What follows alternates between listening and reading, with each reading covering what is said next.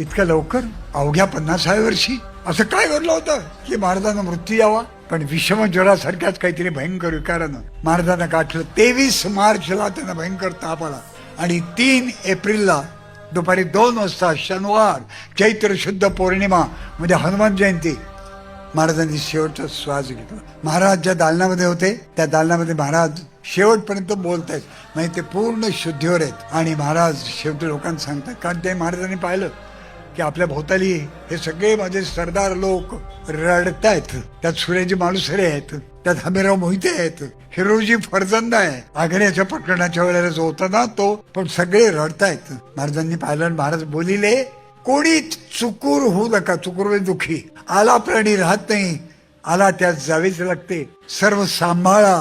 आता आम्ही श्रीचे स्मरण करतो, तुम्ही सर्व बाहेर जा. म्हणून त्या दालनात सगळ्यांना बाहेर जायला सांगितलं. आणि आता आम्ही देवाचं नाव घेतो, ते जा म्हणून म्हटलं. सगळे पण बाहेर पडायला लागले. रडत होते, हुंके देत होते, पदर डोळ्याला लावलेले होते. मित्रांनो, जेव्हा तो हिरोजी फरजंद तिथून बाहेर पडला असेल त्याला काय वाटलं असेल? तो वळून वळून महाराजांना म्हणाला असेल का, महाराज आग्र्यामध्ये आपण अडकलो होतो, त्यावेळेला तुमच्या पलंगावर मी झोपलो आणि तुम्ही सुखरूप बाहेर पडलात. आत्ता झोपतो का? तुम्ही सुखरूप बाहेर जा. त्याला असं वाटलं असेल का?